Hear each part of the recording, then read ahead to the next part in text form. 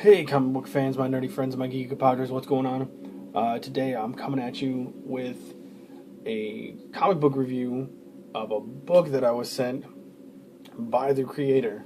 The book is called Zombie Outlaw. He gave me issue 1 and issue 2. And I'm going to do a little review for you on both issues. So check it out.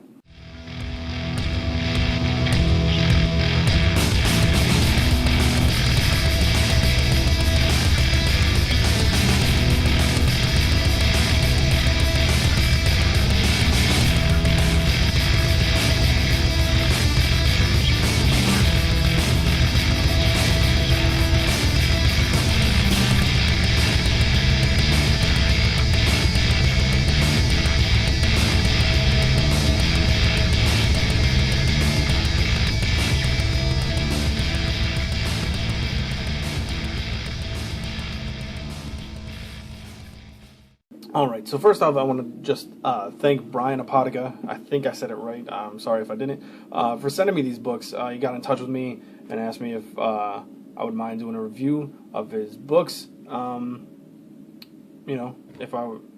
If he would just send them to me. And I was like, sure, man.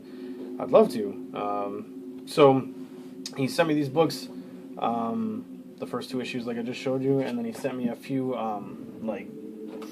flyers, cards and stuff, and I will put a link in the description to everything he has up. Like he has, where to get the comic, follow him on Twitter and all that stuff.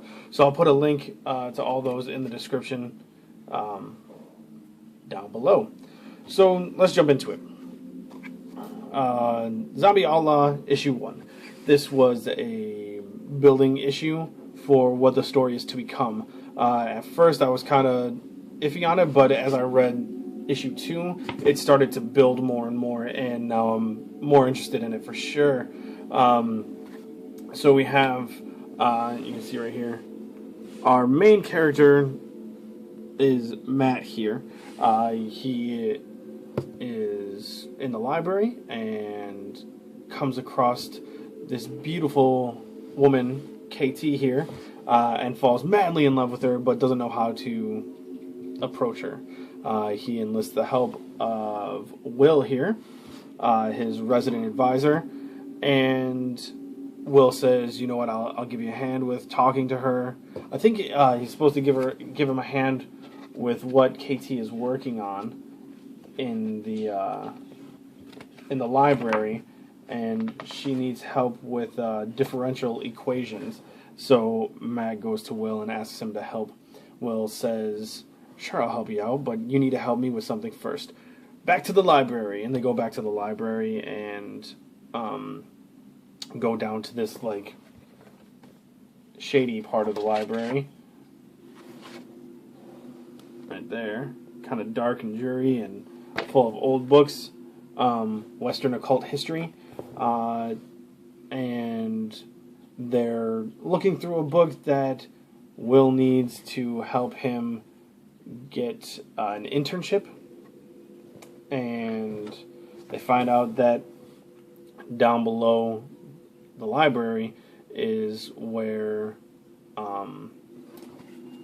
the tomb of the zombie outlaw is. Now, the zombie outlaw, sorry, when I get there. There we go. Edward Dransby. You can see him right there. Back in the day, Dransby was someone that people in town didn't really like, but counted on to save them from the beasts coming from the lake. So we find out that his tomb is down underneath the library. They go down there, find him.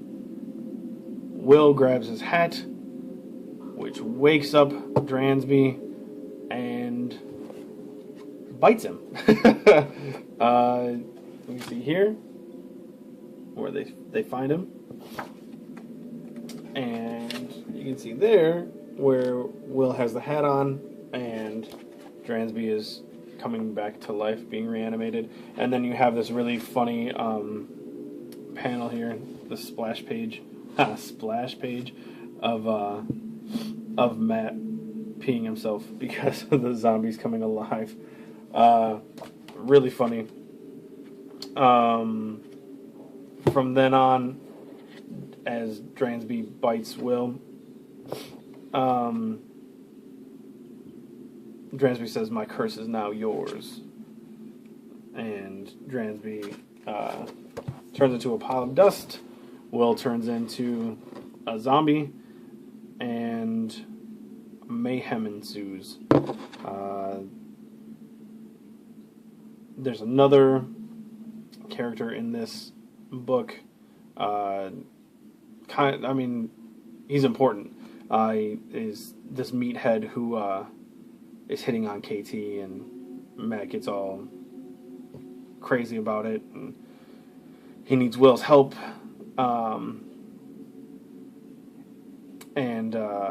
At the end of the book, Will ends up helping in a different kind of way. We also come across a character named Scooter, who I can show you on the cover of issue 2. Right there, there's Scooter, looking really cool with pencils in between his fingers, trying to be like Wolverine.